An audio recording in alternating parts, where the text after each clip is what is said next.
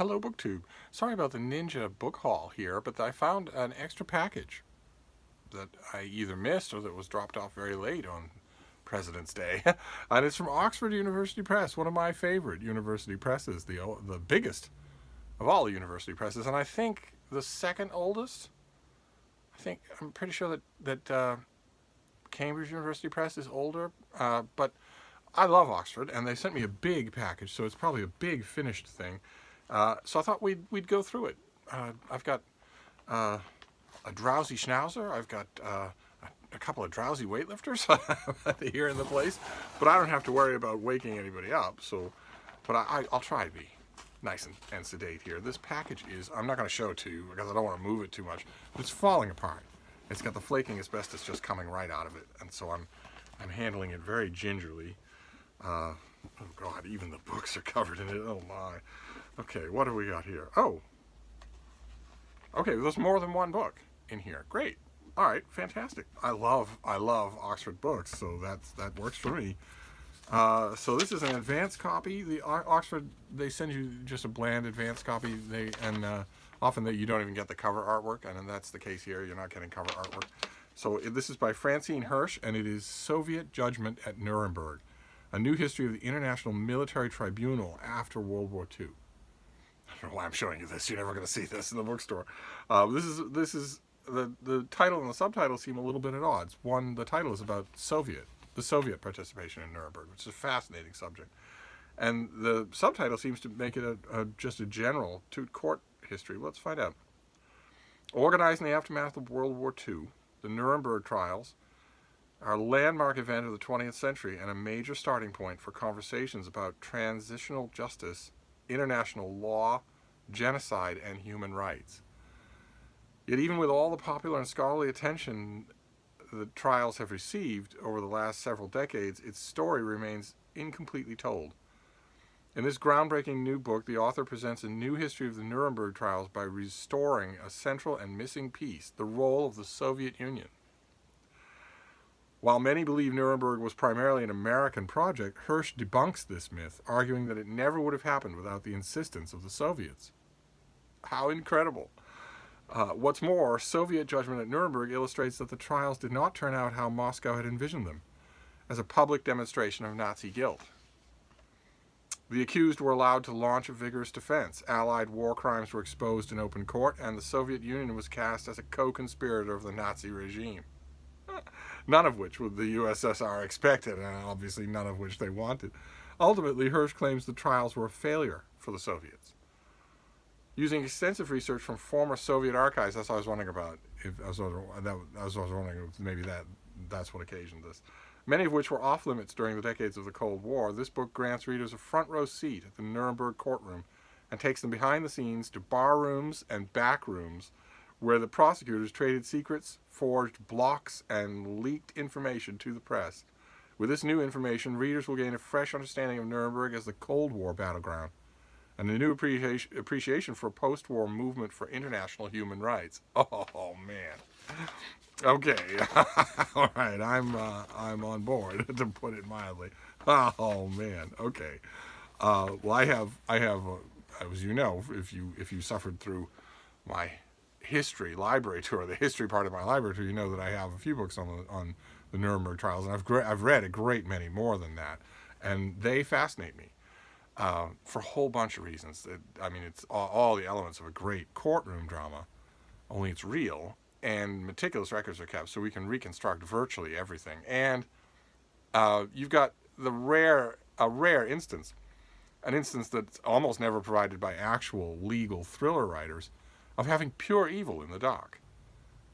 Just pure evil, where the slightest recitation of the crimes banishes all doubt. Not only that these people are guilty, but that they deserve to die. They deserve to die for their crimes. And this book looks like it's going to take a totally new angle. That is just great. That is just great. But like I said, there are more books in this package. I'm going to handle it very lightly because the package is falling apart. But let's see here. Oh, okay. All right, here's another one. Another work of history, too. Boy, Oxford history. There's a match made in heaven. Okay, this is by Jeffrey Einboden, and it is Jefferson's Muslim Fugitives, the lost story of enslaved Africans, their Arabic letters, and an American president. And this time we do have a mock-up of the cover. That's what it's going to look like. And this is going to come out in May. And did I mention the Soviet Judgment comes out in June? So this Jefferson's Muslim Fugitives comes out in May. On October 3rd, 1807, an unknown traveler contacted Thomas Jefferson to discuss matters of momentous importance. By the next day, the president held in his hands two astonishing manuscripts whose history had been lost for over 2 centuries. These documents were authored by Muslims fleeing captivity in rural Kentucky, penned by literate African slaves and written entirely in Arabic.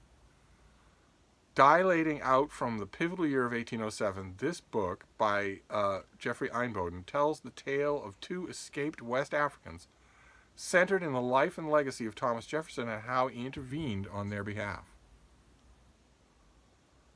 Using never-before published Arabic documents, Einboden straddles the borders of race, religion, and region and pairs unknown Muslim slaves with the most celebrated early Americans, connecting men on the margins with the prime centers of U.S. power. You don't even think of Muslims being in America in Jefferson's day. You don't even think of that. While the presence of Muslim slaves is frequently overlooked, with both broad histories of early America as well as targeted biographies of American founders, Jefferson's Muslim Fugitives challenges this neglect, not only by revealing links between Muslim slaves and the nation's elite, but by presenting these links within a narrative accessible to all readers. Incredible. Incredible. It's just like the Nuremberg judgment, the Soviet judgment at Nuremberg. It's going to take a settled subject and make it feel new, I hope. Incredible. Okay, all right, so that's May. We are definitely 2 for 2. This is like a mail haul in a package. And then we'll do the last one here. We'll try not to disturb things too much. Oh, it's another work of history. It's another work of history. Oh, okay, you history fans are going to eat this right up. I'm right there with you. This is Empire of the Black Sea, The Rise and Fall of the Mithridatic World by Duane Roller. This one also has a cover. Empire of the Black Sea. The Mithridatic World. So over a period of more, and this is when? April. So we have April, May, and June. Over a period of more than 2 centuries, the Pontic dynasty in northern Asia Minor evolved from modest beginnings into one of the most powerful states in the Greco-Roman world. Its founder, Mithridates I, was a refugee from the unforgiving and violent politics of the years after the death of Alexander the Great.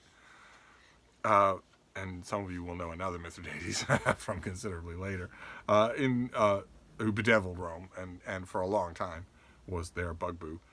In this new book, the author provides the first thorough analysis in English of the Pontic dynasty as a whole.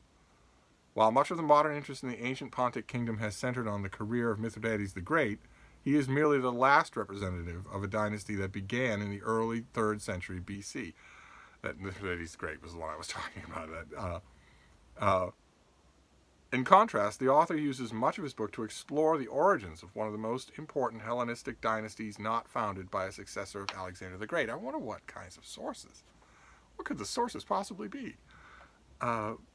Providing an engaging and accessible history of a forgotten reign, Empire of the Black Sea chronicles the slow development of Pontic power from its mythic beginnings in Greek literature. It parenthetically cited Jason and the Golden Fleece, to its cementation.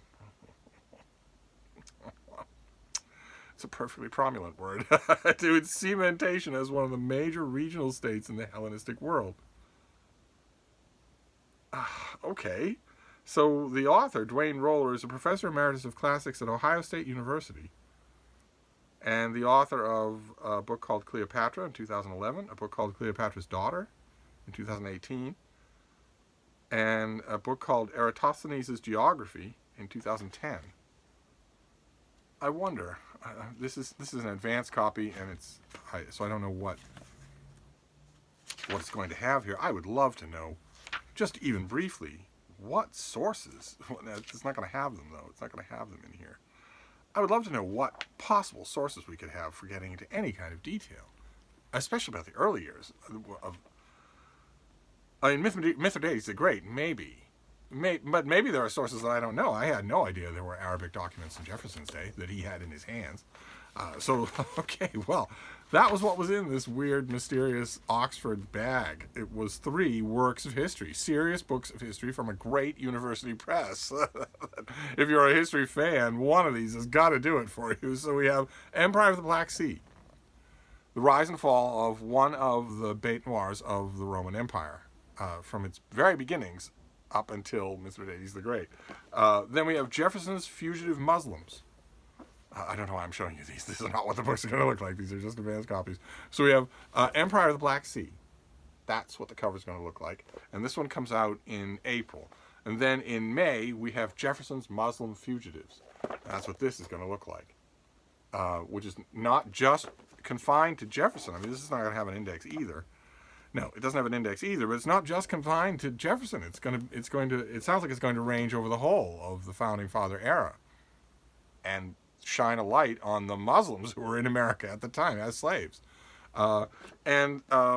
Finally, this one comes out in June, right? Yes, so April, May, and June. This is Soviet Judgment at Nuremberg. I don't have a cover for this one, not even a mock-up. But this is it sounds like it's going to do what both of those other books do, and take lesser known, seldom consulted, or in this case, newly revealed documents, and redraw the map. Just this, I mean, the summary of this book, for instance, was correct, that most of the accounts that I've read, popular accounts that I've read of the Nuremberg trials, mention the Soviet delegates as totally ineffectual. Not deal makers in back rooms, certainly not architects, certainly not any of the people who brought it about. That all just sounds fantastic. And it also sounds like it's going to deal in personalities as well as politics, and I love that. Absolutely love that, because there were some big personalities at Nuremberg. So there you go. Wow. All right, Oxford. So that was what was in this envelope, and it got me so excited that I raised my voice. So my schnauzer is tossing and turning. Probably the weightlifter is tossing and turning. I will settle down now. I think we pretty much booked out for a 24-hour period. I know you're going to say no, but I'm going to wrap this up and see if maybe I can post it now. But I'll be back. Thank you, BookTube.